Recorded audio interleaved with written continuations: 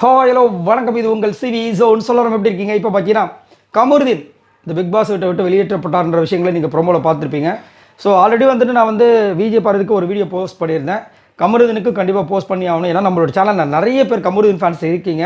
அதுக்காக தான் இந்த வீடியோ. கண்டிப்பாக ஒரு திறமையான ஒரு போட்டியாளர், அதை மாற்றுக்கிறது கிடையாது.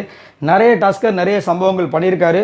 பட் இருந்தாலும் அவருடைய அந்த போக்கு ஸ்டார்டிங்கே நான் இந்த விஷயத்தை அட்ரஸ் பண்ணிகிட்டே இருந்தேன்.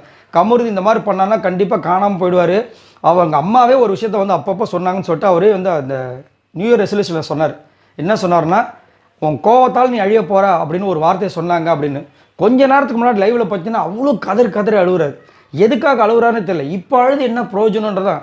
ஒருவேளை நம்ம எவிட் ஆகிடுவோம்னு தெரிஞ்சு தான் அழுகுறாரான்றது தெரியுது. ஸோ நம்ம எப்பயுமே பார்த்தீங்கன்னா நம்மளோட செயல்கள் அதே மாதிரி அவருடைய ஃப்ரெண்டு அப்பயே சொன்னார், போத்தன் அழகாக அவ்வளோ கிளிப்புலைக்கு சொல்கிற மாதிரி சொல்லிட்டு போனார். தயவு செஞ்சு பார்த்து விளையாடுங்க, யாரையும் நம்பாதீங்க. அதே மாதிரி சாண்ட்ரா, அதுக்கப்புறம் ஒரு சில பேரெல்லாம் சொல்லியிருப்பார், இது இவங்ககிட்டலாம் ரொம்ப பார்த்து இது பண்ணுங்கள், அவங்களாம் ஏதாவது பண்ணிவிடுவாங்க அப்படின்னு நிறைய விஷயங்கள் கமருதீனுக்கு சொல்லிகிட்டே இருந்தார். இவரும் கேட்டப்பாடு கிடையாது, இஷ்டத்துக்கு பேச்சு. அதுலேயும் குறிப்பாக அவருக்கு எப்போ பெரிய டேமேஜ் வந்துச்சுன்னா, போன வாரம் விஜய் பாரதிக்கு அகென்ஸ்டாக விஜய் சேதுபதி முன்னாடியே அவர் பேசின விஷயங்கள் பயங்கர பூதாகரமாக வெடிச்சுது.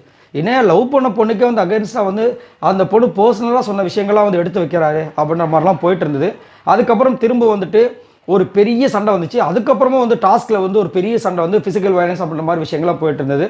அப்போவே நிறைய பேர் கருத்து தெரிவிச்சிருந்தாங்க, கமருதீனுக்கு ரெக்கார்டு கொடுக்கப்படும் அப்படின்ட்டு.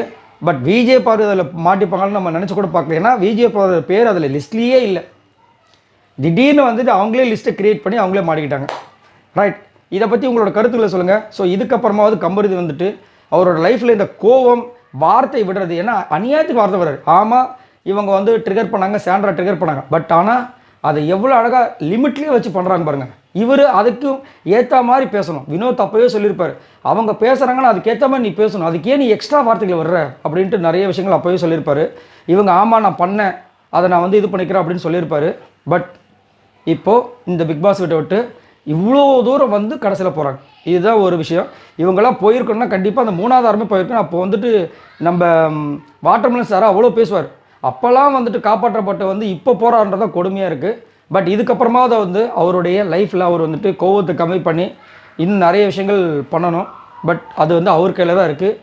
ஆனால் செம ஷாக்கு, பெரிய விஷயத்தை, ஒரு பெரிய வாய்ப்பை இழந்துட்டார் அவரோட கோவத்தினால அப்படின்றதுல மாற்றுக்கிறதே கிடையாது. இதை பற்றி உங்களோட கருத்துக்களை சொல்லுங்கள். பாய் நண்பர்களே.